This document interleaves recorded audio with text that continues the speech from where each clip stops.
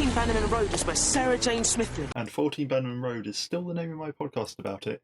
This time, Series 2, Episode 1, The Last Sontaran, Parts 1 and 2. Both broadcast on the 29th of September 2008, both directed by Joss Agnew, and both written by Phil Ford, who of course wrote the finale of Series 1, The Lost Boy, as well as Eye of the Gorgon. With me having some mixed feelings about his previous stories, I think this one will help to cement my opinion of him as a writer, so the stakes are high. I'm perhaps a tad surprised to not see Russell T Davies get a writer's credit. I thought maybe he'd jump in at the start of series, if not the finales. And I tell you what, I would have loved a Russell T Davies finale for Series 1. His Doctor Who finales were, as far as I can remember, pretty great. Series 1 was amazingly camp, but also incredibly emotional, though I understand that maybe a desire not to want to go back and watch that series given the recent revelations. Series 2 had Cybermen and Daleks, and that's pretty awesome, though I think some people probably didn't like what was done with Rose in that one. To be fair to myself, it's been a while since I've seen them. Series 3 was Martha, so that was the Master, turning everyone into himself, and Professor Yana, and all that. That was then, right? Series 4, the Master came back, I think. That was a bit weird.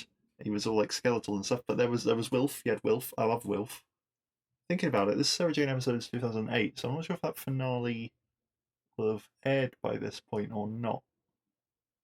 I think it got a bit weird with all the specials, with the one with the bus and the one on Mars and everything. I just feel like Russell knows how to go big, and Series 1 of Sarah Jane Adventures stakes were a bit too low. Right, I know the moon was going to crash, but I feel like it wasn't built up enough, and the ending was rushed, and the Selene aren't the kind of monster that you want to end a series on. They're not exactly Davros.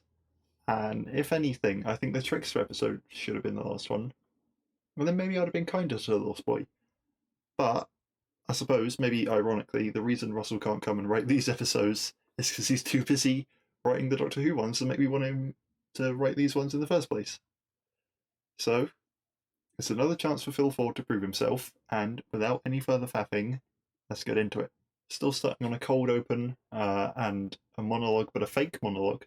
Fake Sarah Jane monologue, because we reveal that she's talking to Maria. They're reminiscing about Series 1 adventures and just refreshing the audience's memory, because it's been a year now. It's been a year or so. Look at us. It's only been a week for us. We're time travelling. In a TARDIS, perhaps. Cut to a place called Tycho, Tycho, with a huge satellite dish. Inside there's a woman downloading a load of music on a lovely old looking UI. I think it's a made up UI, but it looks very 2008. We get a bit of a joke about like, oh, it's a radio telescope, but you know, don't use it for your tunes. It seems like take your daughter to work day, right? Because there's a fella in there. He's like all in charge of this radio dish and everything. The woman in there is his daughter. There's lots of kind of dorky father-daughter bonding, you know, dissing the mum who's not there. But, you know, they said, oh, my mum said I should go into chemistry. And it's like, yeah, astronomy is way cooler and all this sort of stuff. We're just having a nice time together. And then they pick up on an intelligent signal, right, coming from, I didn't write it down, so trying to remember, something like Rigel B. I don't know. That might not be a star/planet. But they run outside and they see flying purple and orange orbs. So the dad runs into the woods to follow them. He tells the girl to stay behind. The girl obviously follows. She can't find the dad, but then she turns and she sees something out of frame and screams, "Roll titles." She doesn't scream the words "roll titles." That would be weird. You know what I mean? After the titles roll, we see Maria bringing in the post in the morning. Alan is acting very apprehensive about reading it. Maria's being very mature. Presumably, in comparison to aliens, there's not a lot that can phase her right now. Cut to Luke and Clyde gaming on Mr. Smith. They're playing a game. They've got some very interesting and weird controllers that kind of look a little bit like VR, like Vive or Index controllers. but all like, with with a Mr. Smith aesthetic to them. Um, and Luke seems to imply that he has made this game himself for a school project. So go on, fella, because I was looking at it and I'm like, it's kind of hexagonal, like strategy, historical war looking type thing, but also real time. He's playing it against Clyde, but also like it seems to have the UI of like a dance game. It's very weird, but Luke's apparently made it himself, so go on, fella. Enter Sarah Jane looking very stylish in her waistcoat and boots. I love her. She needs to speak to Mr. Smith about people seeing strange lights in Goblin's Copse. Right, that's the name of the town. Mr. Smith makes quite a dry joke, and Sarah Jane asks if he's got a sense of humour since he's been rebooted. And then he plays a noise, and the noise is apparently from Hitchhiker's Guide to the Galaxy. But I've never seen Hitchhiker's Guide to the Galaxy films or TV series or whatever. I've only read them, so he may be making another joke there, but unfortunately I don't get it. Now apparently, the lights that people have been seeing, and we can assume those people are from the intro, apparently the lights aren't alien. Cut back to Alan and Maria. The letter that Alan got is apparently good news. He has been accepted for a job, and Maria's very happy for him. But then he drops the bombshell that it means that they're going to have to move away, and so essentially she can't be part of the gang anymore. Speaking of said gang, they're all getting ready to go and investigate the lights anyway, because even though apparently they're not alien, Sarah Jane says that there may still be a story there at least, which is nice. I mentioned this last series. I said, I want them doing mundane stuff, and of course we find out later that this is not mundane stuff, but they go there with the expectation that it will be, and that's nice to see. Maria obviously comes over the road, sees them leaving, joins them, so she's coming along too. When they get there, we get some exposition. I'm not sure if exposition is the right word for it, but we get an explanation that space is absolutely massive, and the radio telescopes on Earth can't monitor all of it, and also that aliens have advanced technology to avoid being monitored. So, they sort of hang a lantern on, hey, if there's big radio telescopes, why haven't they picked up on all these aliens? Before the audience can ask that question, so that's fair enough. And we reveal now that at this telescope, as they pull up there and sort of get out of the car and everything, they are being viewed by a dude, and he's got beefy fingers, but we can't see much else about him. And he's heavy breathing, and he's looking at them through these technological binoculars. So they enter, they find the place has been abandoned. There's computers there and everything. Luke manages to log into them. We won't question how. He's just a smart boy. We just accept he's a smart boy, and he logs into him. They find out about that intelligent signal from last night. Clyde is making lots of jokes. Maria says it wouldn't be the same without him, and then he says, "Well, I'm not going anywhere." Oh no, the irony of the audience knowing more than the characters do. Um, and then enter the lady. Enter the lady from the intro bit. She runs in. She's panicking. She says there's something in the woods. She is called Lucy. Her dad is called Nicholas. He runs the place. He's gone missing after he followed the lights into the woods.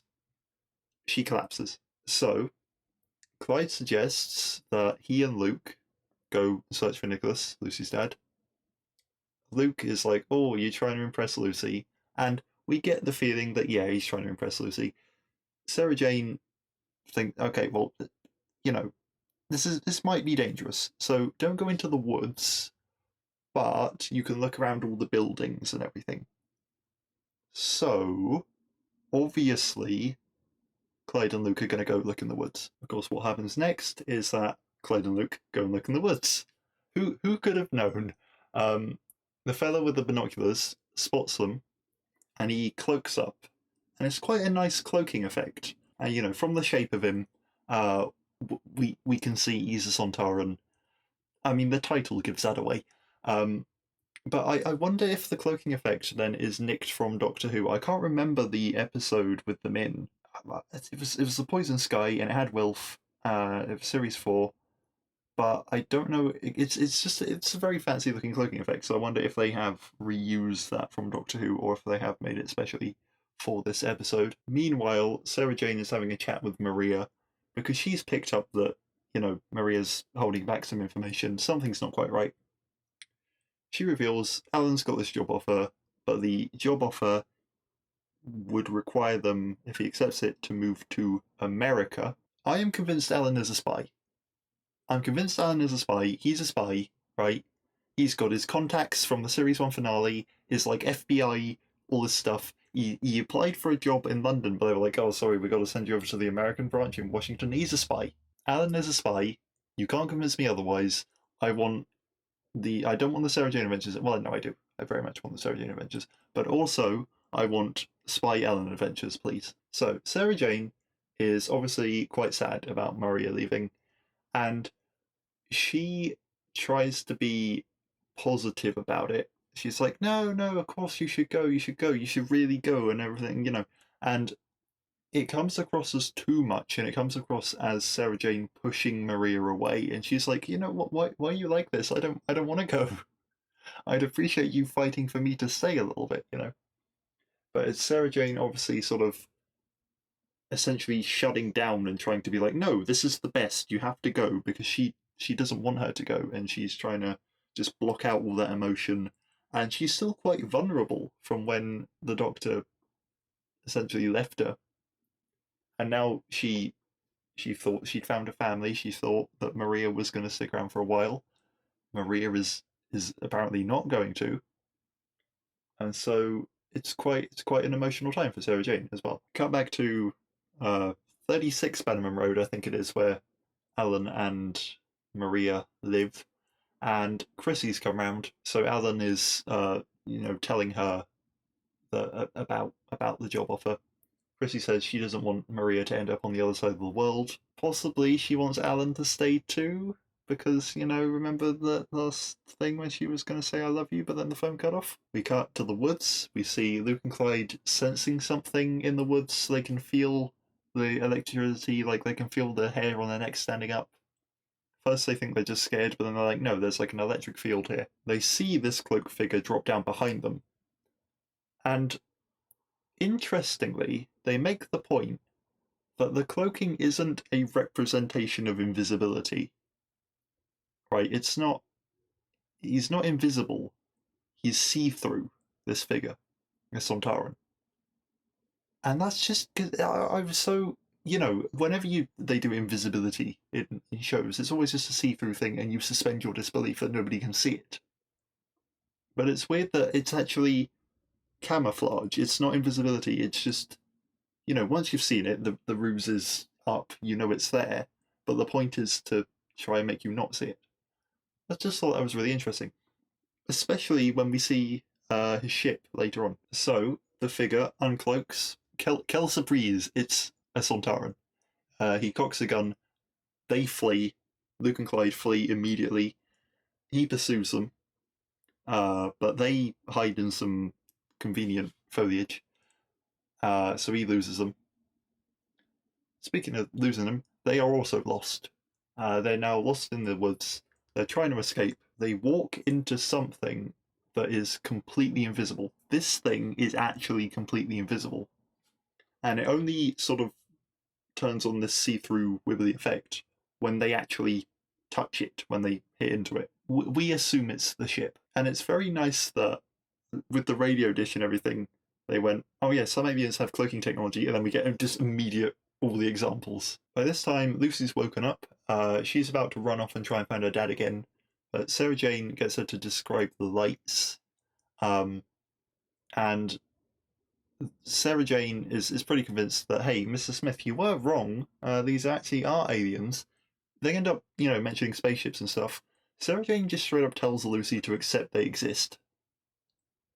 Which, I mean, the Doctor Who universe has always had this weird thing with how much humanity knows about aliens. But I'm fairly certain the plan isn't, when you bump into someone and you know aliens exist, the plan isn't tell them. It's generally the rule is try and keep it under your hat, but Sarah Jane has no respect for this rule, apparently. Enter the dad. There's immediately something off with him. Right, Lucy runs up to hug him. He just doesn't hug her back. He's sort of got this glazed over, distant expression. So we know something's up. Lucy, at this point, hasn't noticed. He denies that anything is wrong. He says that the lights that they saw weren't aliens. They were ball lightning. He basically says, thank you for your interest, Sarah Jane. Get lost. Lucy says, I didn't just see the lights. I saw something else. Dad says, Nicholas, he says, it's just your imagination. So, Sarah Jane and Maria are essentially booted out. But they know there is something up with him. They have twigged there is something up with him, which is nice because the audience is very, the 99% of the audience by this point will have twigged that there is something up with this dad. And so it's nice for Sarah Jane and Maria to be on the same page as them and for the show to go, hey, they're not idiots. They've picked up something weird. Inside, Lucy notices that her dad is being weird. So, good. I like this. When somebody's acting weird and it's very obvious, I like that everybody picks up on it. And Sarah Jane and Maria, they get a call from Luke to say, come pick me and Clyde up by a road that they've managed to get to. Sarah Jane, when she pulls up the car and picks them up, she is in angry mum mode, but she accepts that she is partly at fault for this, because she knew that they wouldn't be able to resist going out in the forest, especially if you told them don't do it, and she accepts a bit of the responsibility for that, which is very mature, and it's just a very Sarah Jane thing to do, but I love to see it. I love to see, the adult character not always being 100% right, and just going, no, okay, I shouldn't have even sent you out there in the first place. Like, you disobeyed me, but it was stupid of me to do in the first place. I'm sorry. But, it's been quite useful. They found this cloaked thing, so Luke and Clyde lead the gang back to the cloaked thing. Sarah Jane sonics it, and when the ship reveals itself, she has this look of recognition and goes, oh no. And she mentions having seen Sontarans before, of course, Third Doctor, Fourth Doctor adventures. And she says that they are brutal killers. Now she's got to call in unit because this is like too much for this gang to deal with. When Sontarans are here, you need unit in to come and deal with this so we don't die. So she's very worried. They're all about to leave when Sontar, and it's our boy, it's our Sontaran, his helmet retracts. Clyde says that he looks like a potato. Good old running joke there. Every time you see a Sontaran, you've got to comment on how they look like a potato and they're short. It's quite rude, and you're really antagonising the guy with the gun here, but you got to do it. It's Doctor Who. He tells them to consider themselves prisoners of war, and for want of a better word, he arrests them. And he explains that the orbs were just simple devices to draw Nicholas and Lucy away from the telescope. I haven't mentioned all the jokes that Clyde makes here, right, in this episode, but assume that he is making one at every opportunity. But the one that he says here is when the Sontaran, who we find out is called Karg, says that he is Karg the Slayer, and that soon he will be Karg the Avenger or Karg the Destroyer. Clyde says that he is Karg who watches too much Conan the Barbarian. And I was gonna say that Karg is actually quite formidable, but then Maria literally shouts, "Look, unit!" He turns around, distracted, and they all run off. So Sarah Jane and Clyde run back to the telescope because they want to try and save Lucy and Nicholas, get him out, because, hey, there's a Sontaran here, you got to evacuate. Nicholas is typing a lot. He seems to be accessing satellites on his screen, Lucy's nowhere to be found. They see that Nicholas has got an implant in his neck, which is presumably controlling him. Sarah Jane delivers a line a bit oddly, because Clyde says, "Is he dangerous?" And instead of saying, "Probably not, as long as blah blah blah," Sarah Jane says, "Probably. Not as long as," and then it's like, wait, hang on a minute. It's just, I mean, the meaning is fine, but it's just delivered really weirdly, and the emphasis is in the wrong place. But she is about to sonic the professor's implant when she is stopped by Karg entering. Luke and Maria, who were split up from Sarah Jane and Clyde in the woods, have also come back to the radio telescope place, Tycho, because they have figured out, hey, if you know, Sarah Jane and Clyde are going to be anywhere, it's probably going to be here. They're probably going to be trying to save Nicholas and Lucy. They see an escape tunnel sort of looking hatch type thing, because this used to be like a Cold War site or something. They decide that they can enter that way, maybe, because if Karg is also in there, they might be able to sneak up on him. Karg at this point is quite impressed by Sarah Jane having met Sontarans before and lived, because she's, revealing info about them that she knows from her previous experiences. And he explains to her that he is the sole survivor of the fleet that was destroyed when they invaded during that Doctor Who episode, the Poison Sky, and if it was a two-parter, whatever the name of the other one was, that I really can't remember an awful lot about, but it was terribly relevant at the time, wasn't it? This is like that episode just aired, then you just aired this episode, ties in nicely together. Nice. So Sarah Jane learns from the Sontaran, Karg, she learns that the Sontarans were behind Atmos and that the Doctor stopped them. So it's quite nice that she's, a little bit more up to date on what he's been up to. We get some footage of the Sontaran ship exploding, which is probably nicked from that Doctor Who episode because it is big budget stuff for such a short clip. And Karg says that he hates the Doctor and, being unable to capture the Doctor and take him back to Sontar, that he will take Sarah Jane back instead to pay for the Doctor's crimes. I'm not sure if you can just pass like crimes off onto somebody else, but apparently on Sontar you can, right? That's the Sontar justice system. Karg has a very prominent scar on his face from when he crash landed. When the ship blew up because the Doctor blew him all up. And as he is recounting what happened to him, we see Luke and Maria listening in through the vent.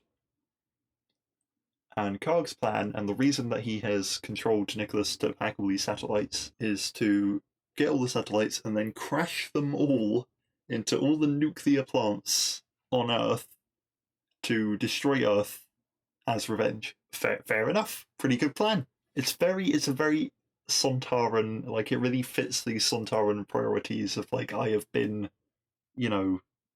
shamed because we sent a whole fleet and we were sent away by one man, but now I will be able to destroy Earth and I will have my revenge, and like I'll return back to Sontar as this victor who destroyed the planet all on my own, and everybody will cheer my name and I will become Karg the Avenger and all this sort of. It's very, very Sontaran. I love it very much.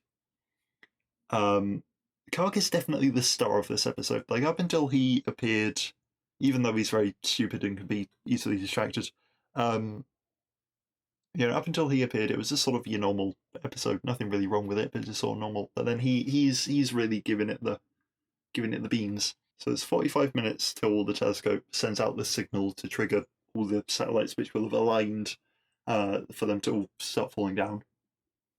Karg says that this is enough time for him to experiment on Clyde to develop his knowledge of humans before they're all wiped out. That's fun, isn't it? That's great, that's fun. Sarah Jane says that she won't let him, and he says, "Defiance will be eliminated," and he shoots directly into the camera, we can assume at Sarah Jane. Roll credits. So that's the end of part 1. Feeling pretty good about it so far.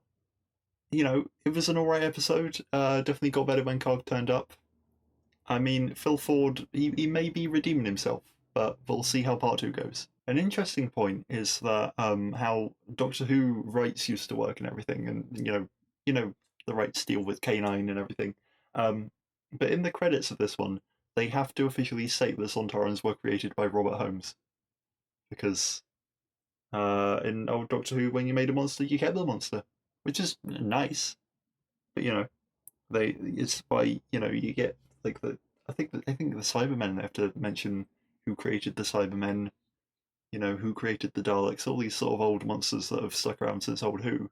In the credits, they need to tell you who made them. So part 2, Sarah Jane is on the floor. I'm like, she can't be dead. This is the Sarah Jane Adventures. She can't be dead, but she's seeming pretty dead. Clyde is pretty distraught, so he is easily captured by Karg.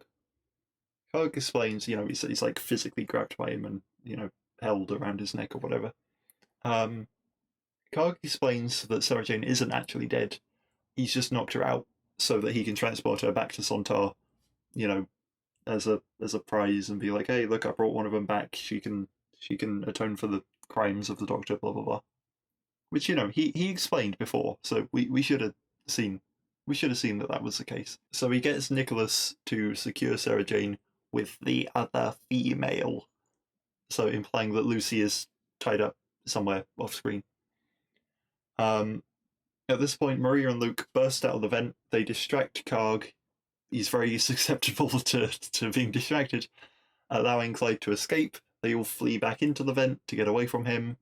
He pursues them. He shoots down the corridors at them, but obviously he can't hit them. He can't kill them. They are the protagonists. And so it is another case of what I like to call good luck and the fake peril, of when your protagonists are being shot at and you know that they're never going to be hit. I like a good old Doctor Who chase scene, but I've mentioned my issues with fake peril before. So they run up to a door that is difficult to open. You've got to really suspend your disbelief that they get out just in time. They leave Karg trapped inside when they jam the door with a very convenient big log that's just outside that they can wedge up against it. Sarah Jane wakes up in a room with Lucy and explains that Nicholas is being controlled by a Sontaran that plans to destroy Earth. So Lucy was made aware of spaceships. Now she's just made fully aware of aliens. Just completely, she's just gonna go continuing, living her life that I had an alien experience now. That's her thing. She's just gonna be fully aware of that, and we aren't gonna mention that ever again. Sarah Jane is missing her bag with her sonic lipstick in it. So she suggests that Lucy and herself, they try and fashion something out of the materials in this room that they're in, because they're not tied up or anything, they're just locked in this room. We cut back to Bannerman Road. Chrissy's still saying it would be weird for Alan to go. She's got like a leopard print coat on and like star necklaces, right? Like a necklace with a load of stars on it. She's dressed up very fancy. She is driving Ivan's fancy car. I think it's a Dodge, but I'm not sure. I don't know cars well enough. But for all her presentation, she is acting possibly the most subdued that we've ever seen her. I start to question if we're ever going to address that she saw a whole alien. In the Trickster episode, she saw Grasky. She saw him. Are we not going to bring that up right now? Okay. Alan gets a call from Maria and co. telling him that they need help. They've got about 40 minutes till the world is going to explode, so they need to speak to Mr. Smith as soon as possible. I wonder if there's going to be a fanfare or if he's forgotten how to do that now, because in episode 1 he was already, booted up and playing the game and whatnot. So Alan makes a flimsy excuse to rush off, over the road. Chrissy has to actually go now, but she still wants to talk about him leaving. She's like, we'll talk about this later, we're not done here. Sarah Jane is still leaving keys under flower pots. It's a different flower pot, it's slightly more hidden, but she don't learn, Sarah Jane, honestly. But Alan gets in, the music's very funky and dramatic at this point for no real reason, but I like it. And Alan goes, Mrs. Smith? Mrs. Smith? Mr. Smith, I need you. Fanfare. Do do do do do do do do do do do. All the guests, shooting out all the. It's not hydraulics. That's water, is it? Or liquid? Pneumatics? I don't know. But, as the wall opens up and Mr. Smith is revealed. Has somebody made a supercut of every Mr. Smith I Need You from the Sarah Jane Adventures? Because there's a variety of them. I like them all. I bet somebody's got to have done that. It's been 15 years. Somebody's got to have done that. But if not, I might have to do that. Chrissy then reverses back up the road, having not actually left. She follows Alan into 13 Bannerman Road by climbing through the same window that she got into that time before. She even comments on it, saying that Sarah Jane never learns. Sarah Jane, you have alien artifacts in this house. Lock your house and make it secure. Please. For your own good. And for the good of humanity. Lock your windows. So Alan is getting Mr. Smith to relay info about the Sontaran, the phobic vent thing on the back of their neck, the big weak point. He's relaying that down the phone to the gang. Chrissy, she's come into the attic by this point. She's just standing there in the background looking shocked until she asks what's going on, and then Alan is very shocked by this. Maria hears Chrissy on the phone, but Alan hangs up, and Alan tries to brush it off as like a ARG, real-life RPG type thing, but Chrissy sees right through it, and she calls Sarah Jane Calamity Jane again, and then Alan corrects her, and he's like, okay, right, she's called Sarah Jane, she fights aliens, this is the deal. He reveals to Chrissy everything that's going on. And Chrissy says, you know what, I believe you. And I'm thinking, oh yeah, she believes him because she's seen an alien. No, she believes him because she can always tell when he's lying because his mouth twitches, and his mouth didn't twitch this time. She also saw an alien. What's the point in getting her to see an alien if we're not going to deal with the fact that she's seen an alien? Anyway, at least she knows now, alright? At least, so it's a bit less of an issue. But they drive off to Tycho, Chrissy and Alan, to go and help Maria and the gang. Maria, Clyde and Luke run to the Sontaran ship because Karg said that it has a lab on it, so they can make a knockout gas to use on Karg. Sure. It's a plan. Sure. It doesn't really have a lab on it. It's the ship is like just a big ball, so it's got like some chemicals on a rack inside, but whatever. Maria enters by doing that three-finger thing that Donna had to be reminded of in that episode, but Maria just does it instinctively. Presumably, the Rutans that the Sontarans are fighting with back home only have 2 fingers, because otherwise this three-finger lock thing is like not very secure. But by this point, there's 25 minutes to go till the end of the world. Luke knows about the chemicals on the ship because Mr. Smith has been giving him lessons, which is nice. It's nice off screen, just a couple of lessons with him. But when they're rummaging through all the chemicals and stuff, they trip an alarm in the ship, and Karg gets notified of this. So Clyde says, okay, well, I'll run off. I'll try and distract him. I'll try and delay him, buy you some time. By this point, Sarah Jane and Lucy have made a signal jammer to block the satellites, like block the big radio thing from sending off its signal. Lucy thinks, well, hey, but Nicholas is just going to be able to trace it back to them. Sarah Jane says, hey, you know what, we're relying on that. Maria takes the downtime of, Luke having to synthesize this gas to reminisce and get all teary-eyed and look on her phone, until her battery runs out of all pictures of all the gang together. And she says something to Luke, like when she said to Clyde about, it won't be the same without you. And Luke is oblivious to it, oh no. But then she explains the situation to him. And he is, of course, very sad. But, Maria says she won't even be able to stay or go if the world is destroyed. So it's a sad situation, but, let's be sad about it after you've made this gas and saved the world. Clyde has run up to Karg and he's just chucking sticks at him and calling him Bilbo Baggins and, all the distraction techniques that he could come up with, and then running away and avoiding getting shot. He's risking his life right here. Nicholas tracks the signal jammer. He enters the room. Sarah Jane and Lucy were basically just hiding behind the door, so when he opens, opens the door, leaves it open, enters the room. They get out and then lock the door, locking Nicholas in. Your classic ruse, isn't it? Your classic. They enact it perfectly. Clyde runs all the way back to Tycho. He comes to a dead end at a door when, luck of lucks, just perfect timing, because Sarah Jane and Lucy have got out. They happen to be there on the other side of the door, open it, let him in, and I'm starting to think, I recognise this, Lucy. Like I recognised the Sabine kid last time. I recognise this, Lucy. Ingrid from Young Dracula. If you know, then you know. Ingrid from Young Dracula. Clyde explains the knockout gas plan, and then they all take a look at how much time is left on the countdown, which is being played in VLC Media Player, which is made all the more funny by the fact that I was watching the episode in VLC Media Player.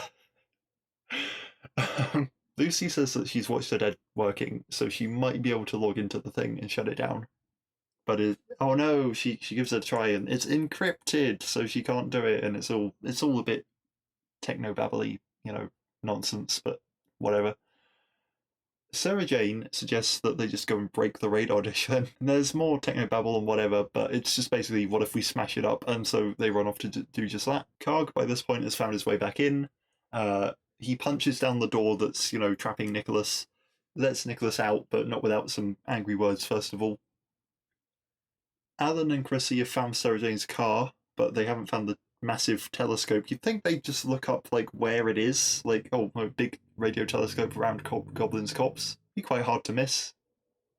But they're still a little bit lost.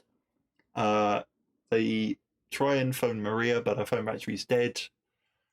Luke and Maria approach Tycho with the gas. They see the Sontaran orbs that are chasing them back into the woods.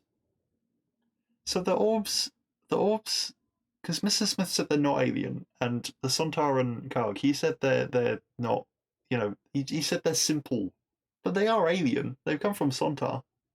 They're Sontaran tech. So we don't really get an explanation for why Mr. Smith just was wrong. But they've been chased back into the woods where Clyde and Sarah Jane essentially who have gone outside to smash up the radar thing, spot them, run into the woods, save them, zap the orbs with the sonic lipstick. Sarah Jane sends Maria and Clyde to go and disable the dish, and she takes Luke with her to try and crack the computer code, because, when there's 15 minutes left till the end of the world, throw everything you can at it. Luke has a start on the computer after a bit of convincing Lucy that he's capable. Clyde gets captured by Nicholas, who's obviously been set free by Karg. He tells Maria to run and try and find the thing that they need to shut down. She spots it, but enter Karg. So Clyde has been caught by Nick. Maria's been caught by Karg. They're both in the same sort of area. Alan and Chrissy are trying to run through the forest. Chrissy cares more about her high heels than her daughter. Alan says, just leave your shoes behind.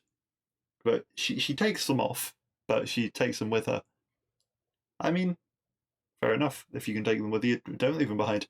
But we haven't done much about Chekhov's probing vent, They mentioned the probing vent, and then the plan was to do some gas thing. It doesn't make sense. And those high heels, they're looking pretty sharp. So, There's 4 minutes to go. Luke is really struggling with the Sontaran code, and then he recalls that Sontarans have 3 fingers on each hand, so they work in base 6 rather than base 10, which is kind of sweet nonsense. I mean, it makes sense, yeah, but it's probably unlikely to be the turning point in him cracking this entire code. But he does. With 3 minutes 33 to go, he stops the countdown. Crisis averted. Enter Karg and Nicholas with Maria and Clyde as prisoners. Nicholas grabs the gas canister, so they can't use that. Turns out, right, Karg then reveals his sort of master plan that Lucy had a chip in her the entire time as backup, and now he activates her. Clyde, at this point, admits that he did fancy her, which I'd honestly forgotten about. Right, they didn't have enough, they didn't really have a lot of time to develop that relationship because of all the events unfurling, to do with the end of the world. Sarah Jane goes to zap Lucy's implant, but Karg says that if she does, he'll kill Maria. Maria says, fine, sacrifice me because it's me or the entire world, okay? So, when it's me or the entire world, sacrifice me, save the world, please, because Lucy is, re-enabling the sort of code and everything. Like she's getting the signal back online because she's been activated now. She's got all the knowledge of it or something. I mean, if Nicholas had all the knowledge from the implant, we can assume that she does. But Sarah Jane refuses to, get Maria killed, which you can see that coming. She's not just going to straight up kill Maria, but her justification for this is that one life is as sacred as a whole planet. Now, I hate to point this out, but that was not her opinion when she was trapped in the void and Andrew was in her place, huh? It's all well and good saying that now it's not Sarah Jane's life on the line, but, but when it was, you know? Uh, Anyway, Karg uses Lucy to reboot the program, and the countdown resumes, but now it's like a percentage bar because it's like being downloaded off her phone. And Karg is, having his evil victory monologue, and he says that nothing will stop us, which is Chrissy's cue to run in, try my size 5, Humpty, and jam the heel of her shoe into the vent on the back of his neck. He collapses, it's kind of zappy, so Chrissy gets thrown back into a wall and knocked out. Sarah Jane zaps the implants, Nicholas and Lucy. Luke stops the program again, and they all run and tend to Chrissy, who is unconscious. Sarah Jane asks how Chrissy knew about the Sontaran vent as she starts to wake up. Maria suggests that they use the knockout gas on Chrissy and get her home and then convince her that none of this ever happened. So we're firing Chekhov's knockout gas, and there was like a moment beforehand where they were unsure exactly how long it would knock out a Sontaran for, but they knew it would knock out a human for 2 hours. So it's quite, it's been set up. It's been set up that they're going to use it on a human, which is nice because I didn't see it coming. But when you think back about it, all the, bits are there. Sarah Jane says that Chrissy will have saved the world and won't have a clue, and Alan says that it's better that way, which kind of echoes Sarah Jane from that episode with Andrea. I mean, not quite, because Sarah Jane was like, "Oh, I want nobody to know about us," but it's quite sweet. Lucy and Nicholas are okay. Nicholas sees Karg, and because they presumably they don't remember anything from when they were microchipped, but he sees Karg now, and Sarah Jane just assures this very confused man that Karg poses no danger to him anymore. So they tie Karg up, they haul him back to his ship. He's got no choice but to leave because he's got no weapons now. His ship's weapons have been disabled. They've taken his gun off him. He says, he still wants to enact revenge on Sarah Jane before he's sent off for a ship that's crash landed. Seems to be in pretty good nick. There's a good ship levitates and then blasts off into space kind of thing. Good sound. It's got good sound to it. There's sort of, you see a lot of the effects of it, all the leaves whipping up around everybody and their shocked expressions as it goes flying off. You do see like the CG of it flying off as well. But the bit that makes the scene is the sound of it. It just sounds very good. And when Maria asks if that's the last of him, Sarah Jane takes the opportunity to say that no matter how far some people travel, they're never really gone, which is obviously about Maria, right? She's taken that as like a metaphor. But considering how deadly Karg is and how like willing to kill people and, knock him out and destroy the world and take him back to his planet and everything, it's not a lot of comfort, is it? If you go, nah, he'll probably be back. Chrissy wakes up at home to Ellen and Maria trying to convince her that she snapped her high heel and just fell and knocked herself out. She seems to buy this. Maria has decided that she wants to go to America and that Alan should take the job Because Alan throughout the episode has been like, well, I don't know whether to take it. It needs to be good for Maria. I need to get her opinion on this because she's got a lot to give up. Because the entire alien hunting crew. But apparently, from what was essentially one sentence from Sarah Jane, she has now decided that she wants to go. We get a thing saying 6 weeks later, Sarah Jane is getting Mr. Smith to scan for Sontarans, but he can't find anything. I mean, you didn't think the orbs were alien, so he's been wrong before. But it's sort of to show the audience that, at least for the meantime, Karg is gone. Maria comes in to give her last farewell, and we pan over artifacts from previous series 1 episodes, and they've got the Sontaran gun from this one. Mr. Smith gives a sort of weird goodbye. He's like, we are still connected by the universe, so I shall say au revoir. It might be a quote. I don't know. It's just weird. Sarah Jane says she doesn't know what's got into him after the reboot. He's got he used to have a spiky crystal thing, or as his, for want of a better word, screensaver. As his representation of him up on his screen. But now it's more of a floaty crystal thing, and I didn't actually notice this at first. But yeah, that's how you know the difference. He's not evil anymore because he's all floaty. Sarah Jane says that Maria's moving to America, but she'll visit at some point. She'll go and visit her at some point, and she apologizes for acting very harshly when she first received the news. There's a lot of emotion and a lot of mature emotion, and it's very nice, and I like seeing it, even though it's very sad. There's a lot of big hugs. They're very teary. Maria, Sarah Jane says that Maria is the daughter that she always wanted. They go outside, big hugs with everybody. And then Chrissy walks up to Sarah Jane, gets her on her own, and reveals that she remembers everything. And she was playing along, that it was a dream, but she says that she's not going to go telling the world, right?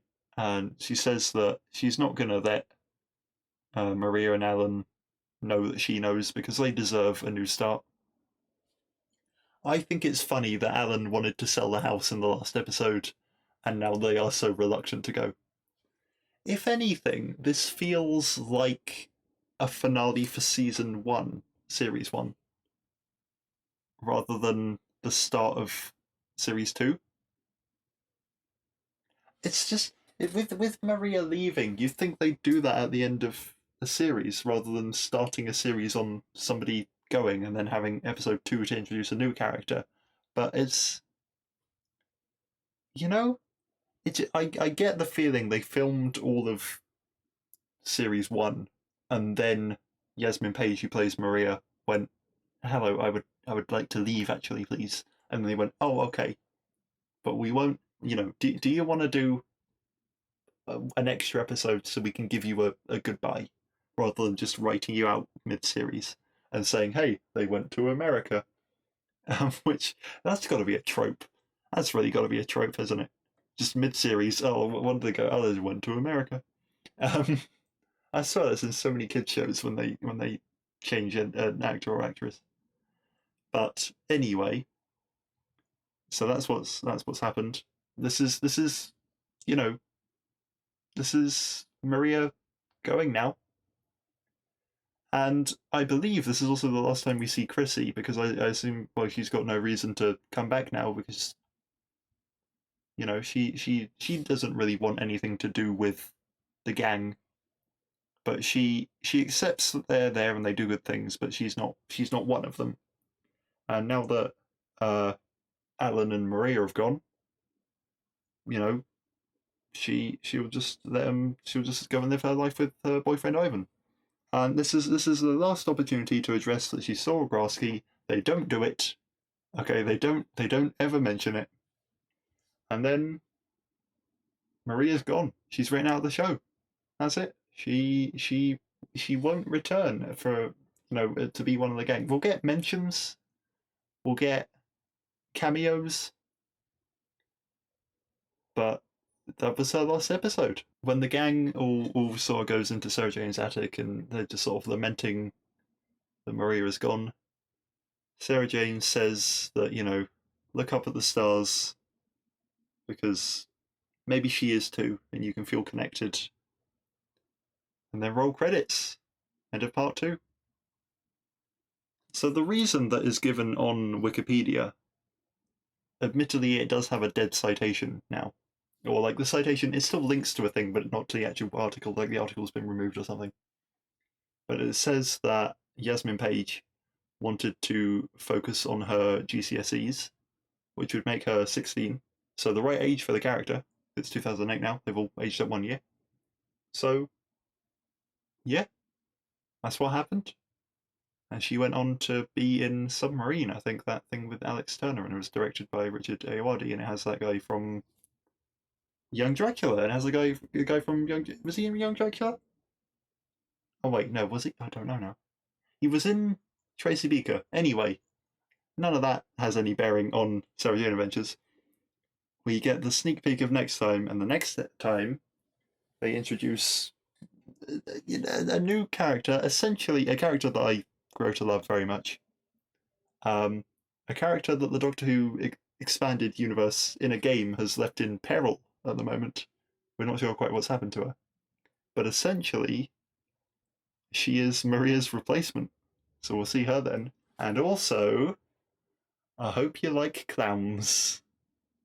And Bradley Walsh, actually, who of course returns as a companion in Doctor Who, and so does Rani, so does Maria's replacement, Rani.